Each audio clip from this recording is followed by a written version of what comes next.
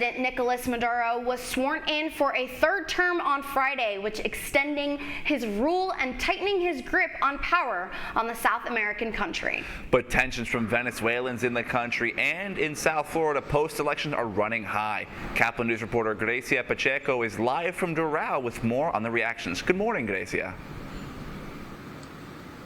Good morning, guys. Yes, President-elect González Urrutia was supposed to be sworn in as the constitutional president of Venezuela last Friday, but after his tour around democratic countries, Urrutia remains in Dominican Republic after Maduro's regime closed borders and airspace to prohibit her entrance to the country.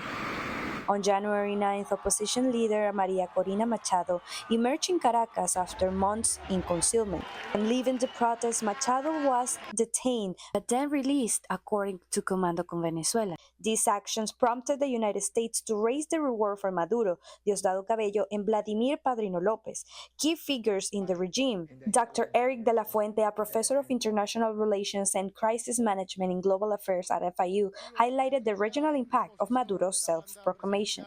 These are governments that are clearly authoritarian. If in the region people do not rally around, at least non-authoritarian figures, it doesn't matter if you're left wing or right wing, as long as you're democratic, right? Then if tomorrow, people say, hey, these people survived, these regimes are not very, very strong. And Maduro himself is not that, the strong leader. This is what we see that with wars on Padrino, Diosdado Cabello. Right? Machado addressed Venezuelans after Maduro's proclamation, calling for hope. Maduro consolida un golpe. Today, January 10th, Maduro consolidates a coup d'etat. In front of the Venezuelans and in front of the world, they decided to cross the red line that officializes the violation of the national constitution. Since Tuesday, more than 42 people were detained for political reasons, according to Foro Penal. These include human rights activists and journalists.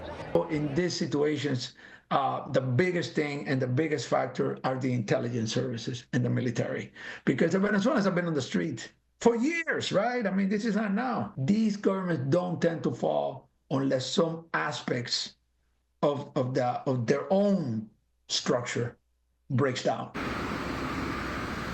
With Maduro's confirmation as a dictator, the Biden administration renewed the temporary protected status of best known as TPS for Venezuelans. This will allow them to stay legally in the country for 18 more months. A great news for Venezuelans in the United States.